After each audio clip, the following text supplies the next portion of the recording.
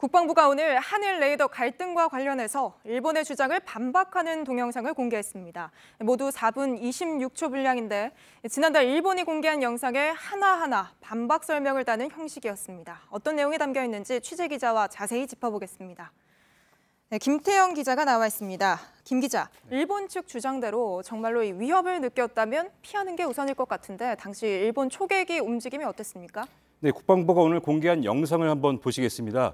네. 화면 좌상단을 보면 화기관제 레이더 탐지란 붉은색 자막이 보입니다. 물론 이 자막은 일본 측이 나중에 편집을 하면서 추가로 넣은 건데 아무튼 이런 상황에서 일본 초계기는 관개토함 주변을 떠나질 않고 나중에 잠시 벗어났다가 다시 돌아오기까지 합니다. 위협을 느꼈다면 당연히 그 자리를 피하는 게 상식이다. 이게 국방부의 입장입니다. 네, 일본 초계기도 관개토함이 공격할 의도가 없다는 걸 이미 알고 있지 않았습니까?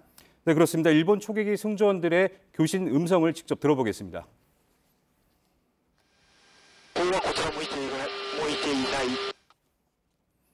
네, 이게 공격 의도를 갖고 레이더로 조준했는데 폰은 향하지 않았다.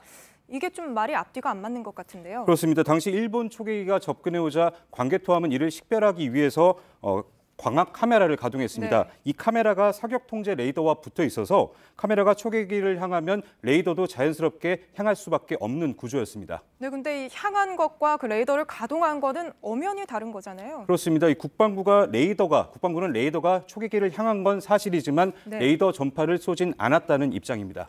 우리 국방부는 오히려 일본 초계기가 선박 구조 작업을 방해했다는 입장이죠.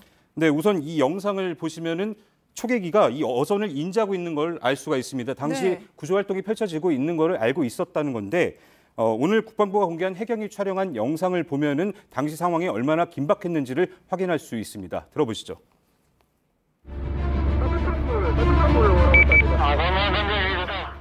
네, 그런데 그 뒤로 이제 초계기가 접근해서 오는 거군요. 그렇습니다.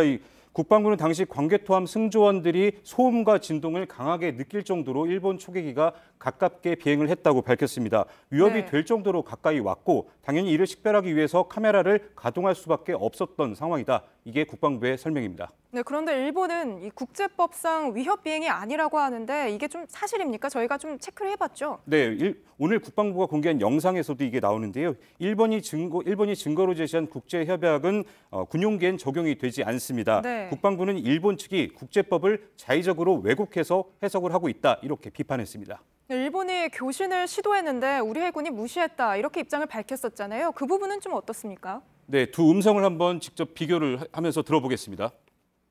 네.